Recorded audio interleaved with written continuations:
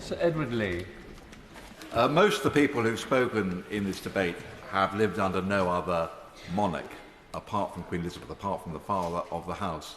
I must confess that as I was only one when the present Queen came to the throne, my recollection of the last reign is somewhat dim, but I've been very happy.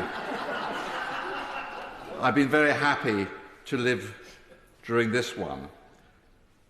The Queen is the only leading public figure, and I'm not sure this has been mentioned so far, who never asked for a job, never campaigned for it, never plotted for it, and probably never wanted it. So our whole life has been one of duty. What an incredible record. Yeah. And there's another point I want to make which hasn't been emphasised so far. Her Majesty is one of the very few leading public figures left to acknowledge her faith. Others, perhaps, fear putting themselves on some kind of moral pedestal. Her faith is moderate, compassionate, non-judgmental. And of course, she reminds of it every year on the Feast of the Incarnation when she talks to us in her Christmas address. And of course, at the end of the Queen's speech, she tells us, as we stand at the bar of the house over there, I pray that the blessings of Almighty God may rest on your councils. Well, Mr. Deputy Speaker, I doubt if they always do. But Princess Elizabeth has never been, and Queen Elizabeth has never been afraid of talking about her faith. Who can forget her 21st birthday speech in Cape Town to the Commonwealth, where she talked of wherever they live, whatever race they come from, whatever language they speak, and her vow that her whole life, whether it be long or short, shall be devoted to serving her peoples.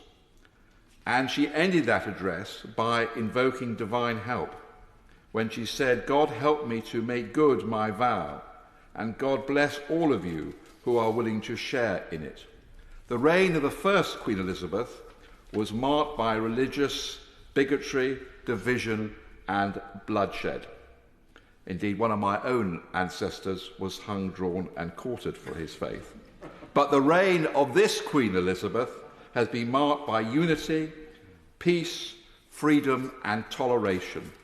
And that is why, whether you're people of faith or whether you're atheists or humanists or secularists, you appreciate her long record of devoted service, which is, I'm sure, founded in her faith. And we celebrate her whole life. And may I just mention one final personal point? I know you're not supposed to talk about Privy Council meetings, but the Prime Minister has emboldened me by addressing in part what happens in his meetings with the Sovereign. When I was made a Privy Councillor, of course, I mentioned to the present clerk that I was very proud of the fact that my father had been clerk of the Privy Council some 35 years ago. Of course, he's a very modern civil servant. He looked completely blank. When I summoned up courage to mention it to Her Majesty, she immediately gave me an eagle eye and said, yes, I know it, I remember it, I know it.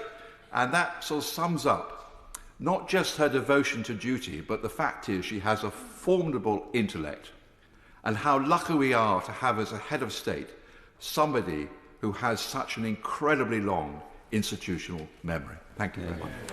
Thank you. Chris Elmore. Thank you very much, Mr. Deputy Speaker. It is an honour and a privilege